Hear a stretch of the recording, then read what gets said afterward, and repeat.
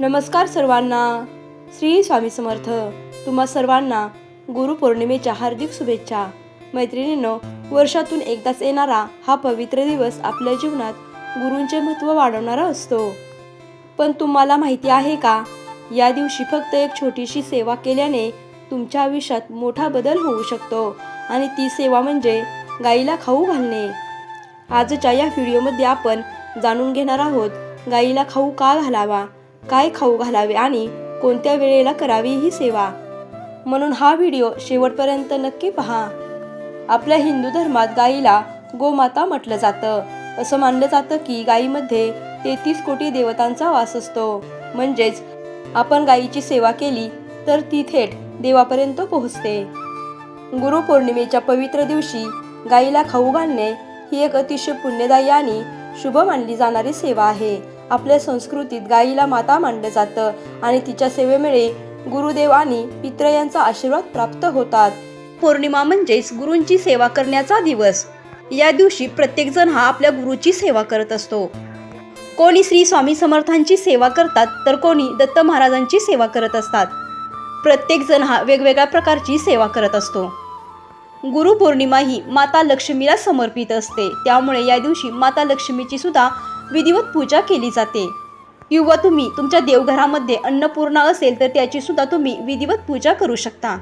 हिंदू धर्मामध्ये गाईला खूप पवित्र स्थान देण्यात आले आहे. गाईची पूजा करणे म्हणजे 33 कोटी देवांची पूजा केल्यासारखे मानले जाते. कारण गाईमध्ये 33 कोटी देव असतात. त्यामुळे गाईला हिंदू धर्मामध्ये खूप पूजनीय मानले जाते.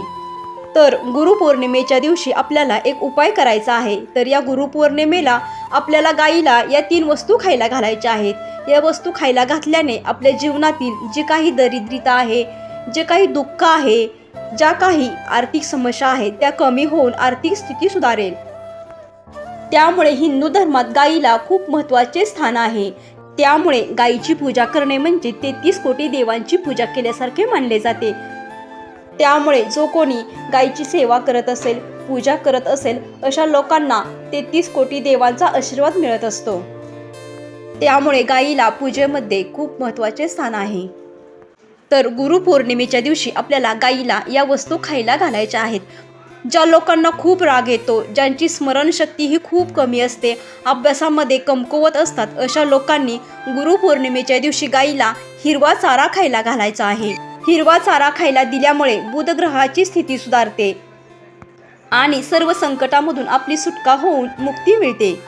त्याचप्रमाणे तुमच्या घरामध्ये खूप दिवसापासून रखडलेली कामे असतील, घरावर संकटे येत असतील किंवा घरामध्ये पैसा टिकत नसेल, घरामध्ये सततचे आजारपण असेल तर तुम्हाला हा उपाय करायचा आहे. तर या उपायासाठी आपल्याला गाईला एक पोळी खाऊ घालायची आहे.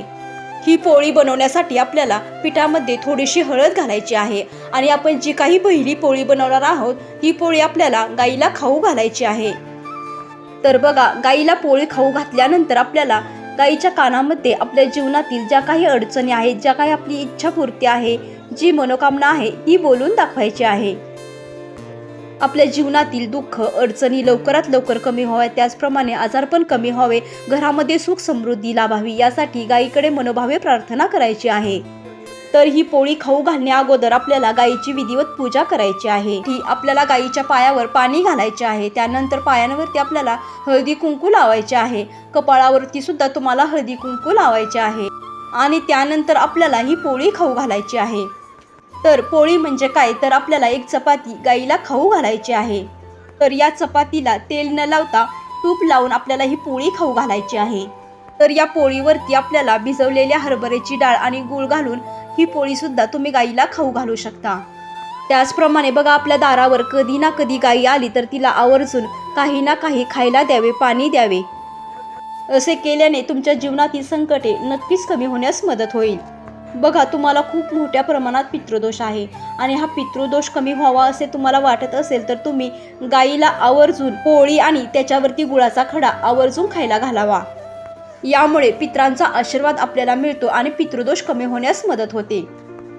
त्याचप्रमाणे मुलांमध्ये खूप हट्टीपणा असेल, मुले चिडचिड करत असतील तर त्यांच्या हातून तुम्हाला गाईला हिरवा चारा खाऊ घालायचा आहे.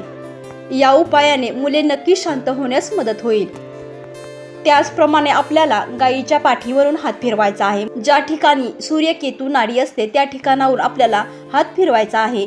यामुळे आपल्या जीवनातील जी काही दुःख अडचणी आहे, जी दरिद्रता आहे, ती नक्कीच कमी होण्यास मदत होईल. आपल्या ज्या काही इच्छा आहेत, ज्या मनोकामना आहेत त्या पूर्ण होतात आणि आपली आर्थिक स्थिती सुधारते. त्याचप्रमाणे ज्या व्यक्तींचे भाग्य साथ देत नाही अशा व्यक्तींनी आपल्या उजव्या हातामध्ये गुळाचा खडा घ्यायचा आहे आणि हा खडा गाईला खाऊ घालायचा आहे. गाईचा स्पर्श आपल्या तळहातावर झाला तर आपल्या तळहातावरील रेषा सक्रिय होतात. त्यामुळे दुर्भाग्य जाऊन सौभाग्य निर्माण होते आणि आपले नशीब चमकते. बघा, हे अतिशय सोपे आणि साधे उपाय आहेत. त्यामुळे गुरुपौर्णिमेच्या दिवशी गाईला आवर्जून या वस्तू खायला घाला. यामुळे दारिद्र्य निघून जाईल आणि आर्थिक स्थिती सुधारेल. ही सांगितलेली माहिती तुम्हाला आवडली असेल तर व्हिडिओला लाईक करा, शेअर करा आणि चॅनलला सबस्क्राईब करा. धन्यवाद. श्री स्वामी समर्थ. जय जय स्वामी समर्थ.